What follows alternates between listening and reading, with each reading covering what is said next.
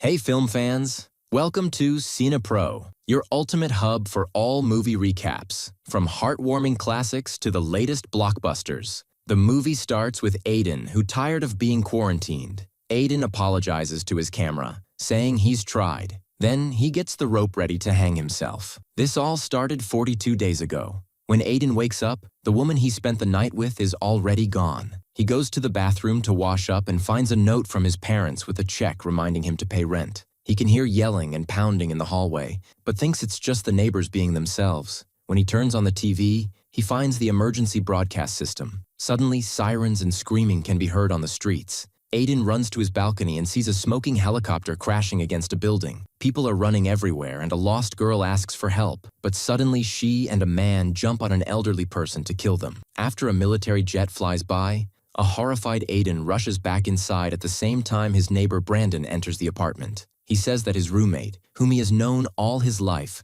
suddenly attacked him. On TV, a man explains that a new virus is on the loose that transforms people into flesh-eating zombies. It's transmitted through blood, mainly through bites and scratches. Before the man can say more, the transmission ends. Realizing that Brandon was wounded by his roommate, Aiden grabs a knife to defend himself. As people in the corridor keep yelling and pounding on doors, Brandon's eyes start bleeding and his face begins transforming. Aiden forces him to leave and he has to run to push the door closed because Brandon finally snaps, trying to reach inside to attack him. After lots of effort, Aiden manages to lock the door and looks through the peephole, horrified to discover people eating each other in the hallway. He immediately steps back and tries to pull himself together. On TV, they explain that the virus is taking over the world and tell people to stay home. Aiden starts drinking while trying to call his family, but the phone lines are down. Eventually, he gets a bunch of delayed texts from his father saying he and his mom were going to see him, but they didn't have news about his sister. However, another text has an apology because they couldn't make it,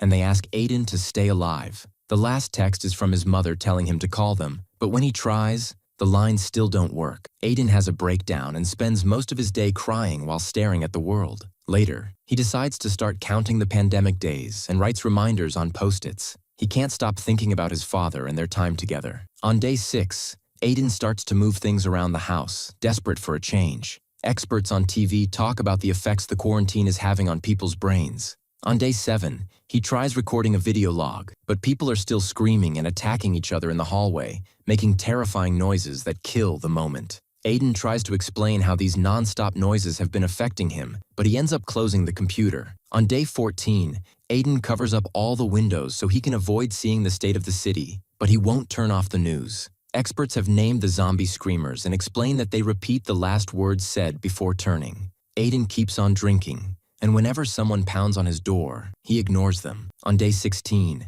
Aiden discovers he has no water and throws things in frustration. He knows he should go out for supplies or try to find his family, but he doesn't dare because he can still hear the people dying outside. Aiden reads about sensory deprivation and how it can make people hallucinate, so he tries to keep himself busy by playing guitar or practicing sports. However, he's so frustrated that he ends up breaking a mirror. One night, he hears noises in the bathroom and gets his bat ready, but he immediately rushes to hide when he discovers that a screamer has broken into his apartment through the vents. The woman keeps repeating no as she searches the apartment, so Aiden waits for the right moment to move behind her and strike her with his bat. The screamer collapses, and Aiden has to deal with having killed a person. After throwing the body off the balcony, he puts a surfboard under the bathroom vent to block it. On day 42, Aiden records another log while still hearing screaming outside. He explains he's losing his mind and how he's too scared to go out. In 3 days, he'll begin starving, so he needs supplies. Suddenly, his phone rings and Aiden hears a voicemail from his parents.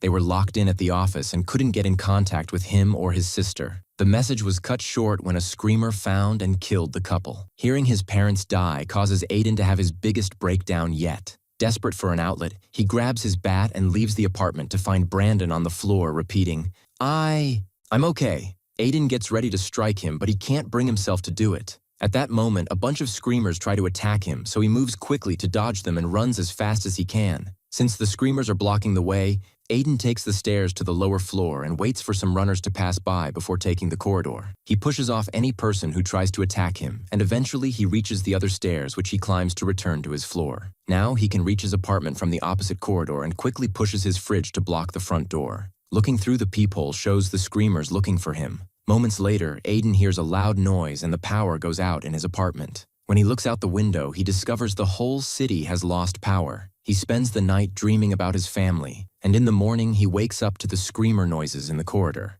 Tired of all this, Aiden decides to end his life. However, he stops the process when he notices that a woman in an apartment across the yard is still healthy. Afterward, Aiden records his last log because his battery is dying, saying he's met a girl. He cuts his beard and makes a plan to contact the woman, hoping to help her. When he goes to the balcony, he sees that there are screamers in the woman's building too, and immediately hides. Still determined to make contact, he writes on signs that he puts up on the window, and she finally sees him too. He learns her name is Eva. She's alone, and she doesn't have many supplies left. She has to close her curtains when she hears screamers coming, but agrees to talk to him later. That night, it starts raining, so Aiden puts a bunch of pots out to collect water before washing up and shaving. Unaware, Eva looks at him for a few seconds. The next day, Aiden and Eva communicate with signs to make a plan. They connect their balconies with rope, and he sends her some water bottles. At that moment, a screamer begins climbing Eva's building.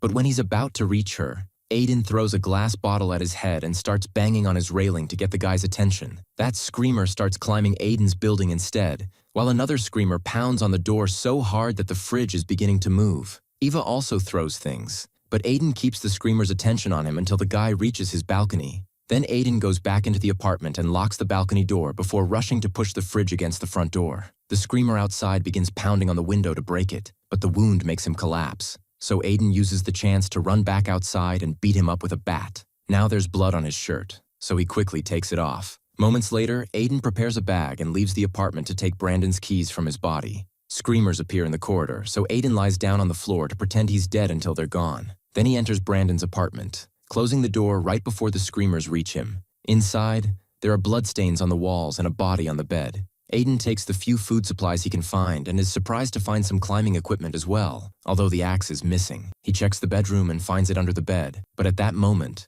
a screamer comes out of the bathroom. Aiden pushes him against a mirror and tries to run, but the screamer tackles him against the wall. Grabbing a lamp, Aiden hits him a few times to get him off him and falls on the bed where the body is waking up too. The screamer jumps on him and fails to bite him through his clothes, giving Aiden time to grab the axe and finally kill him. After killing the screamer on the bed too, Aiden takes all the climbing equipment and tries to leave, but the corridor is full of screamers. He carefully sneaks around and manages to dodge a screamer at the last second to return to his apartment, where he immediately takes off all his dirty clothes. When he checks the climbing equipment, he's excited to find 2 walkie-talkies. Afterward, Aiden ties some sheets on his balcony to climb down and safely reaches the ground where he finds eaten bodies. There are running screamers as well, so Aiden sneaks around and quickly throws a walkie-talkie at Eva's balcony before running to climb back to his place. The next morning, Eva contacts Aiden, and they're both so excited to finally have a conversation again that they spend the rest of the day talking about random things.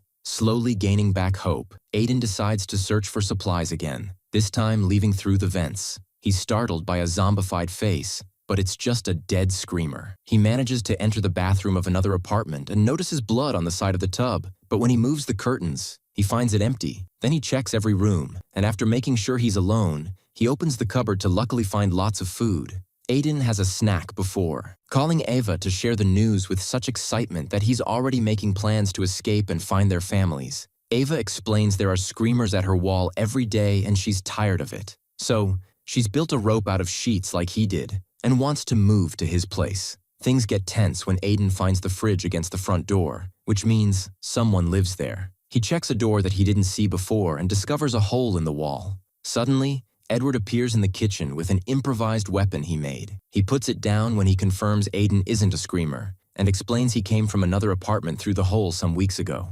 The owner self-deleted in the tub, and Edward threw the body in the hall. The old man shares some meat he cured himself and lets Aiden take food from the cupboard. They discuss the situation and get philosophical about loneliness and having to kill other humans to survive. When Aiden turns around to grab more food, Edward hits him with a bat to knock him out. Minutes later, Aiden wakes up in Edward's bedroom where he's keeping his infected wife. Edward wants to use him as zombie food, but his wife wouldn't attack an unconscious body. So he tied Aiden up and waited for him to wake up. He wants Aiden to take some medicine to avoid feeling any pain, and Aiden thinks he already did this to their neighbor. However, Edward swears he really found the man dead in the tub, but his wife wouldn't touch him, so he had to feed her his 2 dogs. Suddenly, Eva yells through the walkie-talkie, and Edward moves to check on the noise. Aiden struggles against the bed until he breaks it and frees himself. Then, he pulls Edward back into the room until he becomes his wife's dinner. When he picks up the walkie-talkie, Eva tells him the screamers have entered her place.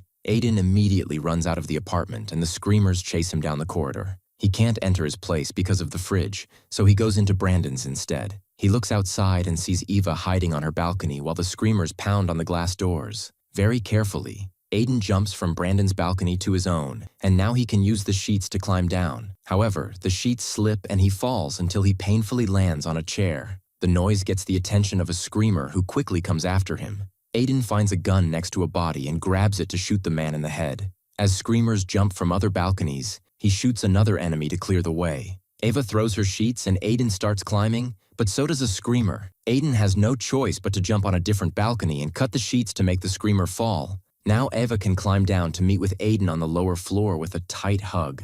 The duo goes inside the apartment and screamers come in when they open the door, but they go past them and lock up, leaving them inside. There are more creatures in the corridor, so they rush to the stairs, and Aiden destroys the door handle with his bat. A zombified man on the steps can barely move, so the duo decides to spare him and moves to the next floor. When they open the door, 2 screamers tackle Aiden against the wall, and Eva pushes one down the stairs. But unfortunately, Aiden and the other creature fall too. The screamer tries to bite Aiden until Eva kills him with the axe. Then, the duo takes the corridor and begins running as fast as they can, hitting and pushing off all the screamers that try to attack them. This corridor connects both buildings, and Eva manages to enter Aiden's apartment. But he's jumped on by the screamer that has been outside his door since the beginning. This terrifying man tries to reach inside. However, Aiden manages to pull him back and finally kill him. Afterward, Aiden enters the apartment and starts taking off his clothes, thinking he's been bitten. He goes to the balcony to self-D, but when he removes his last shirt, he finds no wounds. They don't have time to celebrate because there are screamers at the door, so they rush to push the fridge while promising to work together to survive. Make sure to subscribe and turn on notifications so you can watch more videos like this.